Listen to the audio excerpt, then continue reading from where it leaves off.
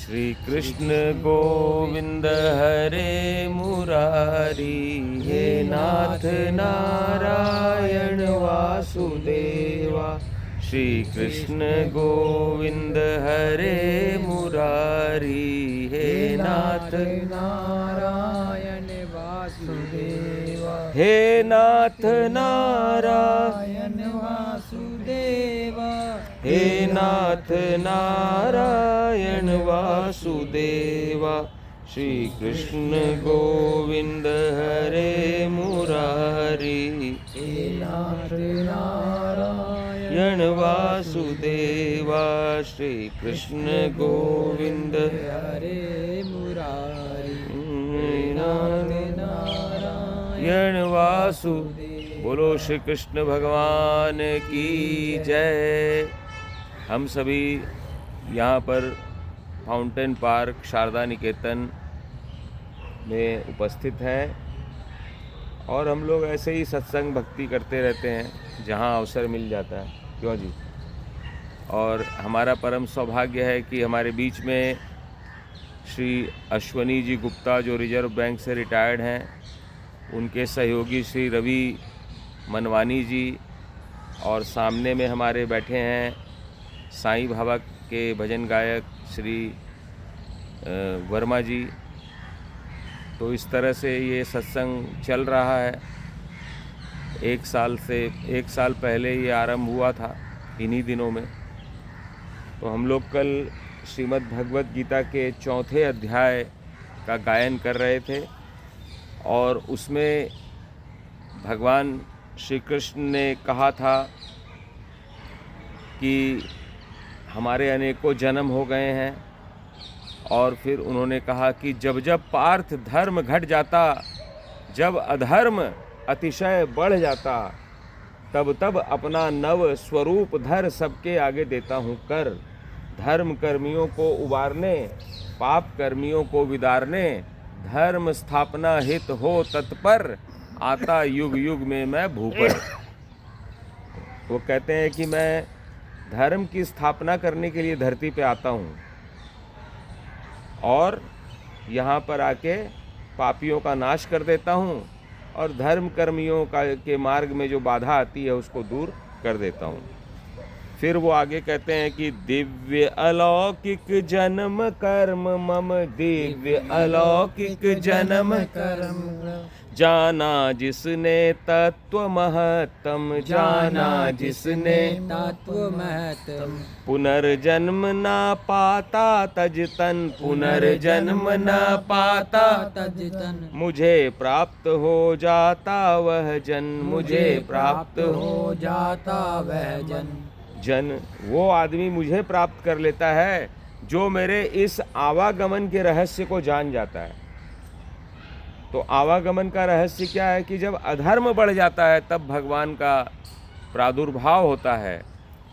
और ये जो रहस्य है कि भगवान कब आते हैं, ये जो जान जाता है वो फिर बार बार जन्म नहीं पाता है, वो आदमी मुक्त हो जाता है। क्योंकि ये हमारे धर्म शास्त्रों में मुक्ति को बड़ा बताया गया है और स्वर्ग पाने को उतना महत्व नहीं दिया। हम लोग तो गर्व के साथ कहते हैं ना कि हमारे माता पिता या स्वर्गीय हो गए, स्वर्ग चले गए। वो कोई स्टैंडर्ड वाला नहीं है स्वर्ग जाना, क्योंकि जो स्वर्ग जाएगा ना, स्वर्ग जाना वैसे ही है कि आपको किसी ट्रेन का टिकट मिल गया 3 AC का, है ना, तो आप 3 AC या सेकंड फर्स्ट AC में बैठ के यहाँ से रामेश्वरम चले गए। जैसे ही वो रामेश्वरम पहुँची, आपका टिकट का पैसा ख़त्म हुआ, उसके बाद आपको ट्रेन में बैठने नहीं देगा। उसके बाद बोलेगा भाई स्टेशन आ गया, उतरो। जायज़ बात है ना। तो उसी तरह ये स्वर्ग और नरक है। जब नरक भोग लेता है आदमी, स्वर्ग भोग लेता है, तो उसको वापस धरती पे जन्म लेना पड़ता है। लेकिन भगवान कहते हैं जो मुक्त हो जाता है उसको स्वर्ग नहीं मिलता, उसको तो मेरा धाम मिल जाता है। वहाँ से फिर उसको रिटर्न आने की दरकार नहीं होती है। जैसे स्वर्ग भोग के आपको वापस धरती पर आना पड़ेगा, माने AC में बैठने के बाद वास्तव स्टेशन में उतरना पड़ेगा, एक नए स्टेशन में, और उतर के वहाँ घूमना फिरना पड़ेगा आपको। समझ गए? ये कहने का मतलब ये है। फिर वो कहते हैं कि रहित क्रोध भय राग रहे जो, रहित क्रोध भय राग रहे जो, रख मुझ में अनुराग रहे जो, रख मुझ में अनुराग रहे जो, थे जो आश्रित ऐसे मुझ पर, थे जो आश्रित ऐसे मुझ पर, प्राप्त हो चुके मुझको तप कर, प्राप्त हो चुके मुझको तप कर। कहते हैं कि जो व्यक्ति क्रोध रहित रहता है, जो व्यक्ति भय रहित रहता है, और जो व्यक्ति राग माने कि राग माने होता है राग माने भी होता है गुस्सा होता है, जैसे मेरे को उससे अनुराग हो गया, कोई चीज़ से मोह हो जाना भी राग कहलाता है। तो इस तरह से जो क्रोध नहीं करता है, जो डरता नहीं है, जो मोह माया के चक्कर में नहीं रहता, और जो भगवान से प्यार करता हो, माने संसार के विषयों में न जाकर ईश्वर में जिसका अनुराग रहता है, और जो मेरे ऊपर आश्रित रहता है, माने जो भगवान पर आश्रित रहता है कि मेरा तो भगवान ही करने वाला है, माने मैं जो कर रहा हूँ ये भगवान ही कर रहा है, वही बेड़ा पार लगाएगा, ऐसा जो सोचता है, मुझ पर भगवान पर जो आश्रय रखता है, ऐसे लोग मुझे प्राप्त कर लेते हैं। भगवान को ऐसे ही लोग प्राप्त करते हैं जो सोचते हैं ना कि मैं अपने भुजाओं में मेरे को ताकत है, ये है वो है, मैं कर लूँगा। जो मैं करते हैं ना, वो बकरी की तरह मिमियाते रहते हैं। जो कहता है कि नहीं नहीं भगवान ही मुझसे करा रहा है, वो ही करता है तो मैं करता हूँ, ऐसा भाव जो रखते हैं, वो वास्तव में भगवान को प्राप्त माने सफलता को प्राप्त कर लेते हैं। अर्जुन मुझको जो जू भजता, अर्जुन मुझको जो जू भजता, मैं भी उस नर को त्यों भजता, मैं भी उस नर को क्यों भजता, क्योंकि सभी प्रकार से सब जन, क्योंकि सभी प्रकार से सब जन करते मेरा मार्ग अनुगमन, करते मेरा मार्ग अनुमन। वो कहते हैं कि जो व्यक्ति मुझे जिस रूप में भजता है, माने कि आप भगवान को जितनी मात्रा में श्रद्धा के द्वारा जिस रूप में उनको मान के भजेंगे, तो भगवान भी आपको रिटर्न गिफ्ट उसी मात्रा में देगा। भगवान भी आपको उसी मात्रा में भजन आपको भी भजेंगे। वो माने आप मेरे को जितना मानेंगे, जितना इज्जत देंगे, उतना ही इज्जत मैं भी आपको दूंगा। जब आप मेरे को इज्जत कम देंगे तो मैं आपको इज्जत कम दूंगा, ये वो कहना चाहते हैं। फिर वो कहते हैं कि क्योंकि जितने भी संसार में लोग हैं, वो सब भगवान जो करते हैं ना, उसी का अनुसरण करते हैं। माने भगवान के जो काम होते हैं उसी का वो मार्ग चुनते हैं, उसी पे चलते हैं।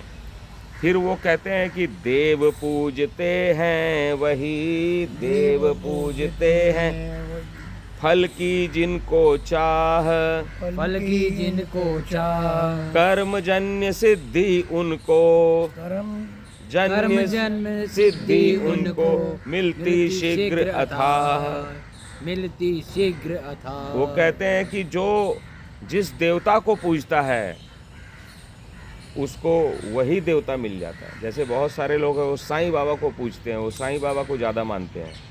कोई लोग हनुमान जी को बहुत ज़्यादा मानते हैं, कोई शिव जी को बोलते हैं हमारे तो शिव जी हैं जी, तो उनको साईं बाबा मिल जाते हैं, उनको हनुमान जी मिल जाते हैं, उनको शिव जी मिल जाते हैं, ऐसा वो कह रहे हैं भगवान। और जिस फल की कामना से वो साईं बाबा को, शिव जी को, हनुमान जी को पूजते हैं, वो फल भी उनको मिल जाता है। जैसे कोई बोलता है मेरे को प्रसिद्धि मिल जाए, कोई बोलता है किसी को बेटा पोता मिल जाए, किसी को मकान मिल जाए, किसी का कोई दुख दरिद्रता, कोई बीमारी दूर हो जाए, उस बाहों से कोई साईं बाबा को भजता है, कोई हनुमान जी को, शिव जी को, तो कहते हैं कि वो उसको वैसा फल मिल जाता है। वो कहते हैं कि कर्मजन्य सिद्धि उनको, तो वो वैसा ही काम करते हैं तो उनको वैसा ही फल साईं बाबा से मिल जाता है, शिव जी से मिल जाता है, हनुमान जी से मिल जाता है। और जितनी मात्रा में वो चाहते हैं उतनी मात्रा में मिल जाता है, ऐसा वो कह रहे हैं। तो और वो ये भी कह रहे हैं कि देवताओं का पूजन वही लोग करते हैं जिनको फल की इच्छा रहती है। जैसे कि मेरे को पता चला कि साईं बाबा का पूजा करने से या उनको मानने से हमको ये फल मिल जाएगा, तो फल की इच्छा से लोग जो है किसी देवता का पूजन भजन करते हैं।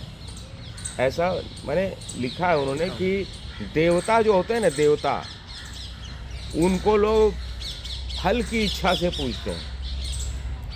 और वो कहते हैं कि वर्ण कर्म गुण रचे हैं मैंने, वर्ण कर्म गुण रचे हैं मैंने, कर्म विभाग किए हैं मैंने, कर्म विभाग किए हैं मैंने, सृष्टि कर्म का मैं ही करता, सृष्टि कर्म का मैं ही करता, पर हूँ कर्म विहीन अकर्ता। पर हूँ कर्म विहीन अकर्ता। वो कहते हैं कि ये जो वर्ण है, वर्ण का मतलब होता है ना कि ये 4 वर्ण है ना, ब्राह्मण क्षत्रिय वैश्य शूद्र, इनको वर्ण बोला जाता है। और कर्म गुण, कौन आदमी क्या काम करेगा। जैसे कई बार होता है कि शूद्र के घर में लोग जन्म लेते हैं, लेकिन उनका जो काम तो है मेहनत मजदूरी करना, लेकिन वहाँ पर भी कुछ लोग ऐसे पैदा हो जाते हैं कि जो कि भजन कीर्तन करने लगते हैं, जो कि धार्मिक ग्रंथ लिखने लगते हैं, भगवान के बड़े बड़े भक्त हो जाते हैं। जैसे वाल्मीकि, वो शूद्र परिवार में जन्म लिए लेकिन उन्होंने रामायण लिख दी। जैसे कबीरदास, रैदास, ये लोग शूद्र वर्ण में पैदा हुआ लेकिन उन्होंने इतने बड़े बड़े काम कर दिए कि आज जो है उसकी तुलना किसी से नहीं की जा सकती। तो कहने का मतलब कि ये जो वर्ण है, वर्ण व्यवस्था है, ये मैंने ही बनाया है, लेकिन कौन आदमी कौन सा काम करेगा ये भी मैं ही रचता हूँ, मैंने ये निर्धारण भी मैं ही करता हूँ। ये सारे जो डिपार्टमेंट हैं ये मेरे ही बनाए हुए हैं, भगवान कहते हैं। सृष्टि कर्म का मैं ही करता।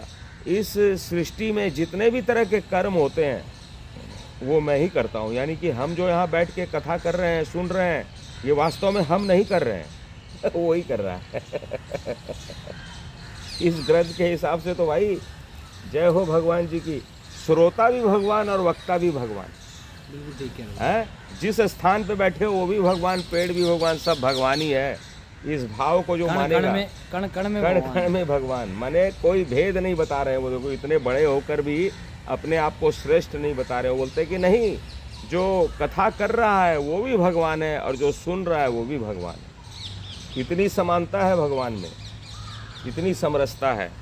और फिर कहते हैं कि पर हूँ कर्म भी न करता, लेकिन भगवान कहते हैं कि फिर भी मेरे योग्य करने का कुछ है नहीं।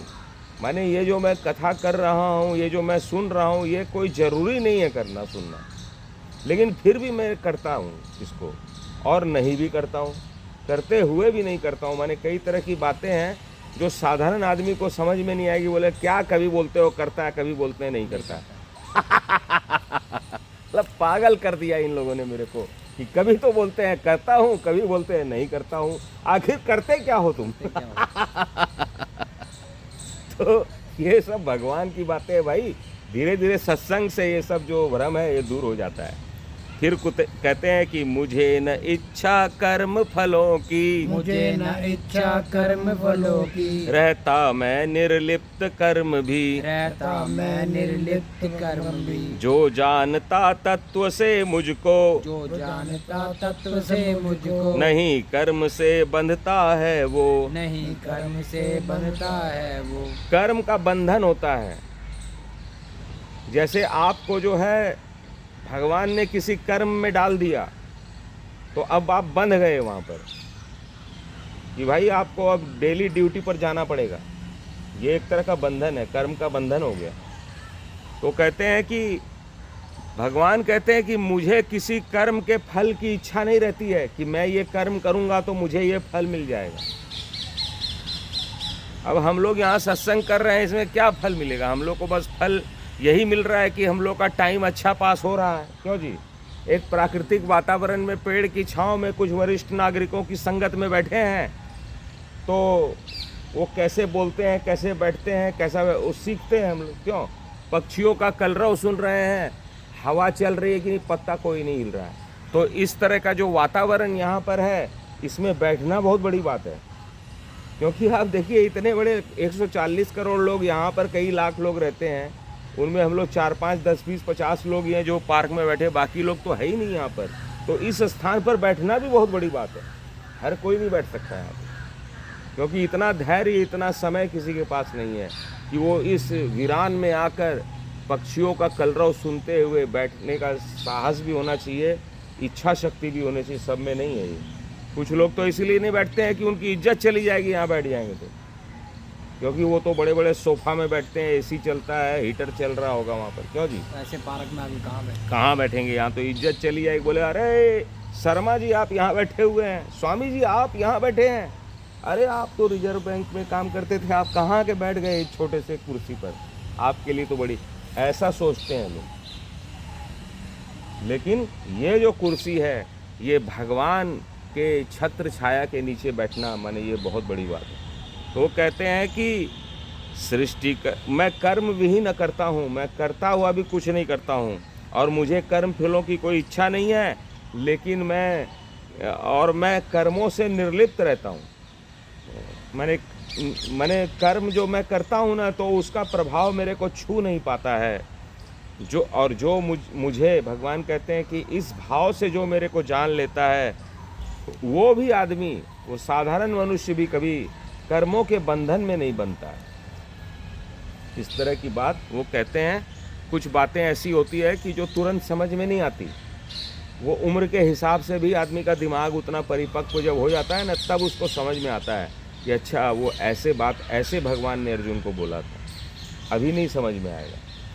तो पूर्व काल में यही जानकर चले, काल में यही जानकर चले मोक्ष इच्छुक जिस पथ पर, चले मोक्ष इच्छुक जिस पथ पर, तू पुरखों के उसी सुपथ पर, तू पुरखों के उसी सुपथ पर, चलता चल उन कर्मों को कर, चलता चल उन कर्मों को कर। भगवान अर्जुन से कह रहे हैं कि पूर्व काल में, माने इतिहास में, आज से पहले जो भी राजा हुए, जो अच्छे लोग हुए, या जो लोग हुए जो मोक्ष के, माने जो किसी कर्म फल की इच्छा किए बिना कर्म करने वाले जो लोग थे, जो चाहते थे कि हम लोग मुक्त हो जाएं, वो ये भी नहीं चाहते थे, लेकिन वो कर्म कर रहे थे, निष्काम कर्म कर रहे थे।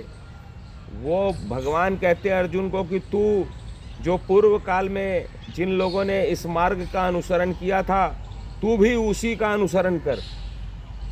जो बड़े लोग जिस रास्ते पे चल चुके हैं, तू उसी रास्ते पे चल और उन कर्मों को करता चल, बस तू भी वैसे ही, तेरा भी उद्धार हो जाएगा।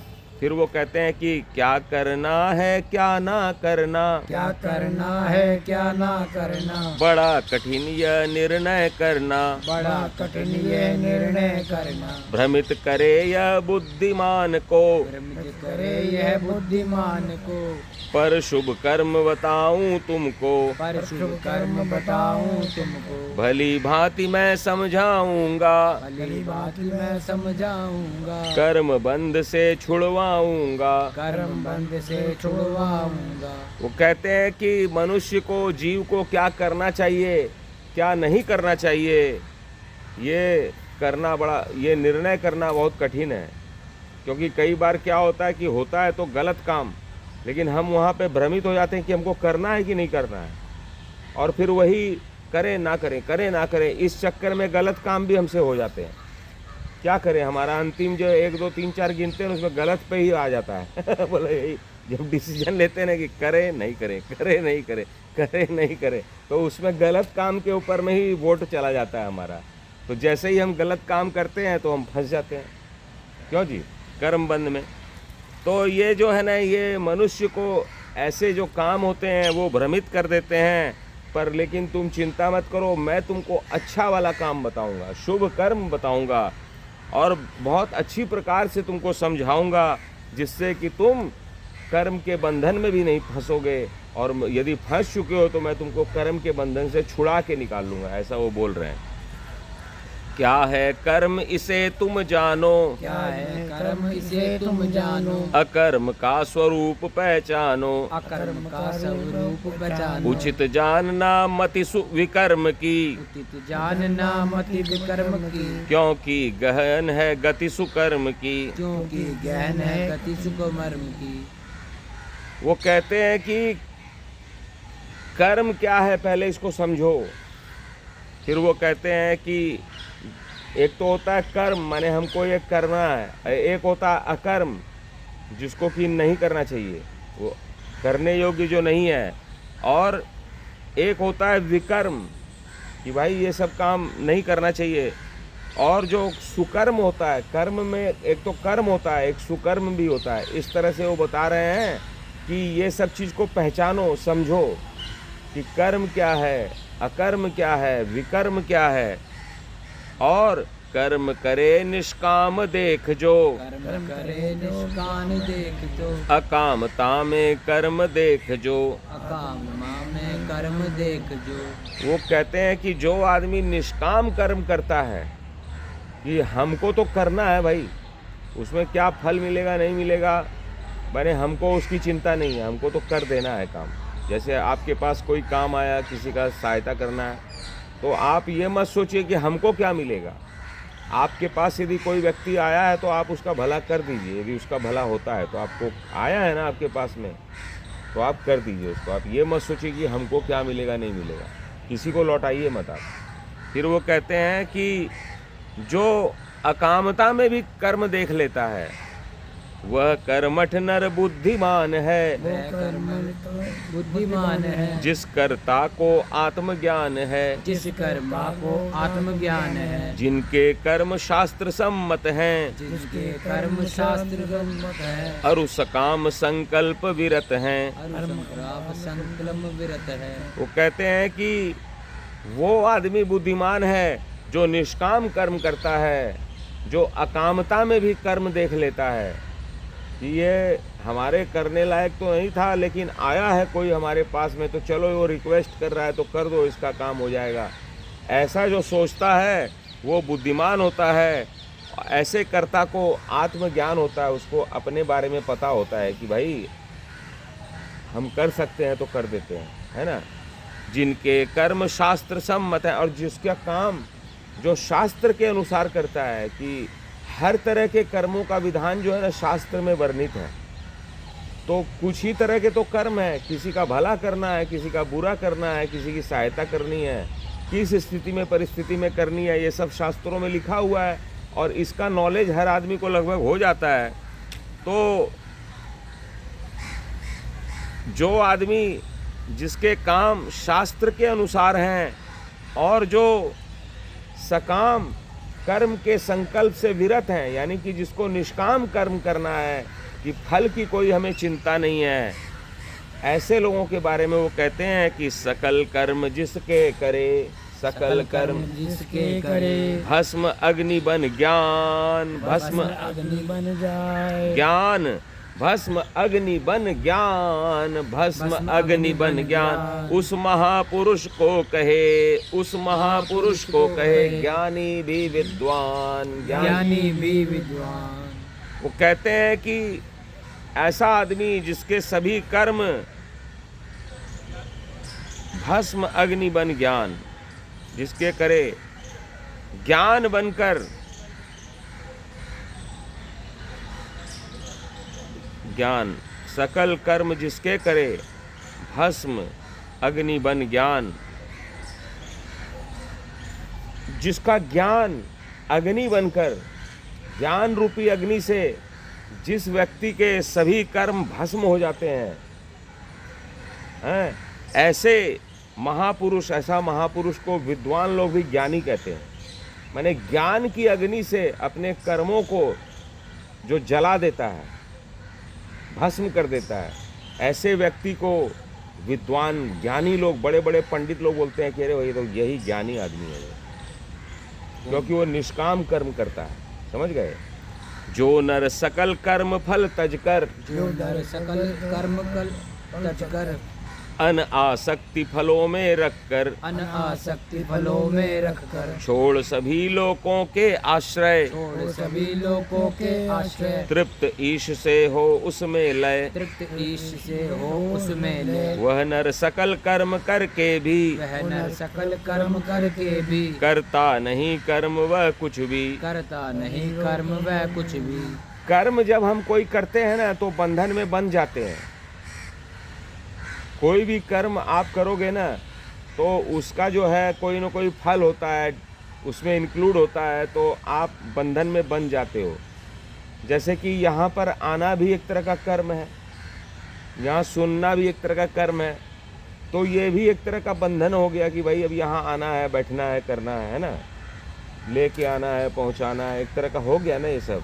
तो वो कहते हैं कि जब हम कर्म का फल तज देते हैं कि यहाँ आने से हमें क्या फल मिलेगा, उसको जैसे ही हम तज छोड़ देते हैं कि अरे कुछ मिले चाहे नहीं मिले, हमको तो वहाँ जाना है।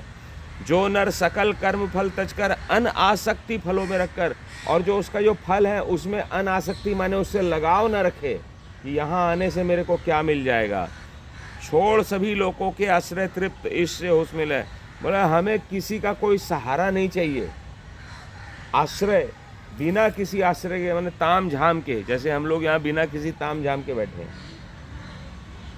कोई सामियाना नहीं है, कोई पंखा नहीं है, कोई कुछ नहीं है, हम लोग बैठे हुए, माइक भी नहीं है ना, ज़्यादा श्रोता भी नहीं है यहाँ पर।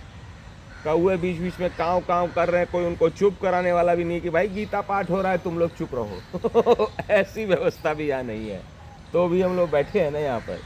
तो वह नर सकल कर्म करके भी करता नहीं कर्म वह कुछ भी। जो ऐसी स्थिति में कर्म करता है वास्तव में कुछ करता नहीं है, वो हम नहीं कर रहे हैं, ये तो भगवान ही करा रहा है हम लोगों से, यही होता है इसका मतलब। ये ना आप सुन रहे हो, सुनकर भी नहीं सुन रहे हो, हम कहकर भी नहीं कह रहे हैं, इस तरह का हो जाता है। यहाँ पर कोई टेंशन वाला कर्म नहीं है ये, क्यों जी? इस कर्म में वो जाने हम जाने, माने इसमें कोई टेंशन नहीं है कि कोई दरी बिछाना पड़ेगा, कोई माइक लगाना पड़ेगा और फिर उठाना पड़ेगा, इस तरह का कोई तनाव नहीं है यहाँ पर। तो इस तरह का जो कर्म होता है वो कर्म करके भी नहीं करने का जैसे होता है ये। जिसने अंतकरण को जीता, जिसने अंतकरण को जीता, सहित इंद्र निज तन को जीता, सहित इंद्र निज तन को जीता, तृप्त ईश से है उसमें लय, तृप्त ईश में है उसमें लय। करता हुआ न करते निश्चय, करता हुआ न करता निश्चय, भोग सामग्रियों को त्यागा, भोग सामग्रियों को त्यागा, है जो आशा रहित विरागा, है जो आशा रहित विरागा। सही सभी कर्म वह करता जाता, सभी कर्म वह करता जाता, उसे पाप भी छू ना पाता। उसे पाप भी छू ना पाता। जिसने अपने अंतःकरण को जीत लिया, अब अंतःकरण को कैसे जीता जाता है? अंतःकरण को मेरे दिमाग में भी ऐसे जीता जाता है कि हम लोग अपने घर में एसी है, पंखा है, हीटर है, सोफा है, कुर्सी है, पानी का ग्लास है, घड़ा है, खाने पीने का बिस्कुट, चाय, दूध, घी सब रखा हुआ है, सबको छोड़ के यहाँ पर आए हैं भाई, अपने अंतःकरण को जीत कर आए हैं। नहीं तो हम लोग अभी घर में बैठते तो कुछ बिस्कुट खा लेते, कुछ चाय पी लेते जी, पंखा चला लेते, कुछ सुख प्राप्त कर लेते हैं, अपने पत्नी से, बच्चे से प्रोग्राम देख लेते, करते ना। तो हम लोगों ने उसको छोड़ दिया, वो सुख सुविधाओं को छोड़ दिया। तो हमने अपने अंतःकरण को, मन को बस में किया ना, कि हमारे घर में भोगों के इतने साधन थे, उसको छोड़ के हम लोग यहाँ पे ऐसे स्थान पे आ गए जहाँ पे न पंखा है न बिजली है, यहाँ पे सामने किसी के मकान में मशीन चल रही है, उसका शोर भी है, लेकिन फिर भी हम लोग बैठे हुए। और सहित इंद्र निज तन को जीता, इंद्रियों के सहित हमने अपने शरीर को भी जीत लिया, और शरीर को भी हम लोगों ने उठा के अपने घर के सोफा से यहाँ तक ले आया है। और वो कहते हैं कि तृप्त ईश से है उसमें लय। हम लोग भगवान जो कर रहा है उसी में तृप्ति का अनुभव कर रहे हैं कि चलो भाई हम यहाँ से छोड़ के वहाँ पर भी रहेंगे, तो जो भगवान हम लोग को जैसी हवा देगा, जैसी गर्मी देगा, ठंड देगा, उसी में हम लोग रह लेंगे। तृप्ति के भाव से यहाँ पर आए हैं पार्क में, तो हम लोग पार्क में आए तो यहीं का ना उदाहरण देंगे, क्यों जी? कहीं और जाते तो वहाँ का देते। तो कहते हैं कि जब हम लोग इसी में सोच रहे हैं कि तृप्ति है, हमें संतुष्टि है, अच्छा लग रहा है, क्यों जी, तो इस तरह का जो भाव करता हुआ जो निश्चय कर लेता है, जो भोग सामग्रियों को त्याग देता है और जो आशाओं को त्याग देता है और जो उन आशाओं से, उन सामग्रियों से विरक्त हो जाता है। माने हम लोग अभी घर से विरक्त होकर आए हैं, क्यों जी। घर में यदि आप बैठोगे तो क्या करोगे, सोफा पे ऐसे लद के बैठ जाओगे, थोड़ा देर के बाद में आप बिस्तर पे चले जाओगे, वहाँ तकिया के ऊपर सिराना रख लोगे। ये सब बीमारी का घर है महाराज। घर में आदमी रहेगा वो लेटेगा ही लेटेगा, क्यों जी, वो सोफा पे आराम से लद के बैठेगा, खाएगा पिएगा टीवी देखेगा और नहीं इच्छा होगी ना तो भी वो चला जाएगा कुछ खाने के लिए, बोला चलो कुछ खा ही लो। घर में रहेगा तो कुछ ना कुछ खाएगा, कुछ ना कुछ पिएगा, कुछ ना कुछ वहाँ पर देखेगा करेगा। मोबाइल ही, हम लोग तो आजकल मोबाइल ही देखते रहते हैं, उससे मोबाइल से ही पीछा नहीं छोड़ता घर में जब रहते हैं। तो यहाँ कम से कम 1 घंटा मोबाइल से तो दूर है। तो वो कहते हैं कि भोग सामग्रियों का त्यागा है जो आशा रहित विरागा, सभी कर्म वह करता जाता, उसे पाप भी छू ना पाता। ऐसे व्यक्ति को पाप नहीं छू सकता है। अब हम लोग जो यहाँ पर आए हैं तो यहाँ पर क्या कर रहे हैं हम लोग किसी को ना तो गाली दे रहे हैं, न टीवी पे न मोबाइल पे कोई गंदा फिल्म या कुछ बकवास देख रहे हैं, नेताओं की बकझक देख रहे हैं। हम लोग तो ये जो पक्षियों का कलरव सुन रहे हैं, पत्तों की सरसराहट, हवा को महसूस कर रहे हैं, ये सब करने में कोई पाप थोड़ी है। फालतू की बकवास सुनना पाप है, क्यों जी। बिल्कुल। तो हम लोग उस पाप से अछूते रह गए ना, उस पाप से जो घर में हमें बैठने पे, वहाँ पे टीवी देखने से, मोबाइल देखने से हो सकता था। वैसे घर को हम माने ये गंदा स्थान नहीं बता रहे हैं, लेकिन वहाँ पर जब हम रहते हैं तो कुछ सुख सुविधाएं, वहाँ पर भोग विलास की, विलासिता की वस्तुएं हैं। यहाँ पर वो भोग नहीं है, वो विलासिता नहीं है, मगर फिर भी बहुत अच्छा है। यहाँ प्राकृतिक वातावरण है, प्रकृति की गोद में बैठे हुए हैं। बिना कामना पाकर कुछ भी, बिना कामना पाकर कुछ भी, सदा तृप्त रहता जो फिर भी, सदा तृप्त रहता जो फिर भी, जहाँ ईर्ष्या नहीं तनिक भी, जहाँ ईर्ष्या नहीं तनिक भी, हर्ष और जो शोक रहित भी, हर्ष शोक और हर्ष और जो शोक रहित भी, हर्ष और शोक रहित भी, रहे सिद्धि असिद्धि में जो सम, रहे सिद्धि असिद्धि में जो सम, उस योगी को बांधे न करम। उस योगी को बांधे न करम। कहते हैं कि बिना कामना के पाकर कुछ भी, हम लोग निष्काम भाव से यहाँ पर आए हैं कि हमें यहाँ पर कोई फीस थोड़ी मिलेगी। यहाँ आने से हमें क्या मिलेगा, यहाँ हम लोग कामना रहित होकर आए हैं। हाँ, एक कामना है कि हम लोग भगवान का भजन करेंगे तो हमें मानसिक संतुष्टि मिलेगी, और यहाँ पर यदि हम बैठेंगे तो हमें प्रकृति की शुद्ध हवा मिलेगी, सूर्य की रश्मियाँ मिलेगी, है ना, और पक्षियों की चहचहाट मिलेगी। ये सब बहुत कीमती चीज़ें हैं भाई जो घर बैठे नहीं मिल घर की छत में जो कि ढक जाती है, सूर्य की किरणें पहुंचती नहीं है घर बैठे नहीं मिल सकती। मेरे घर में तो सूर्य की किरणें सुबह शाम इतनी सी आती, इतनी सी में क्या होगा बताओ, इतना बड़ा शरीर है हमारा तो यहाँ पे ज़्यादा अच्छा है। तो वो कहते हैं कि और हम लोग उसी में तृप्त हैं, तृप्त जो रहता है, और यहाँ पर ईर्ष्या भी नहीं है, हर्ष शोक रहित हो गए हम लोग। न हमें ज़्यादा खुशी है, न ज़्यादा हम लोग शोक में हैं कि हमें किसी चीज़ का दुख हो रहा है तो बता दो भाई, किसी को दुख हो रहा है क्या कोई। हम लोग को तो आनंद ही मिल रहा है कि हम लोग बैठे हुए हैं, चर्चा कर रहे हैं, क्यों जी। और जो आदमी सिद्धि में और असिद्धि में, किसी को सफलता मिले ना मिले, हर स्थिति परिस्थिति में जो सम रहता है, मिल गया तो ठीक, नहीं मिला तो ठीक, क्यों जी, उस ऐसा व्यक्ति योगी होता है। और ऐसे व्यक्ति को कोई कर्म का बंधन बांध नहीं सकता है, उस पर कोई कर्म का सिद्धांत लागू नहीं होता है। कहते हैं भौतिकता से विमुक्त जो नर, भौतिकता से विमुक्त जो नर, स्थित ईश्वर में रहे निरंतर, ईश्वर में रहे निरंतर, मातृयज्ञ हित कर्म करे जो, मात्र यज्ञ हित कर्म करे जो, कर्म मुक्त हो जाता है वो। कर्म मुक्त हो जाता है वो।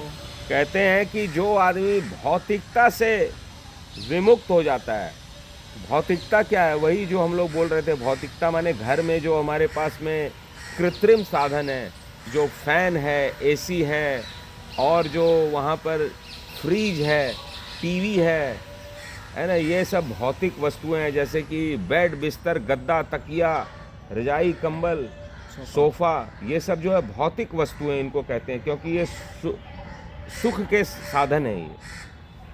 ये बनाए हुए हैं, ये पेड़ हमने नहीं बनाए, ये तो अपने आप यहाँ सब प्राकृतिक है।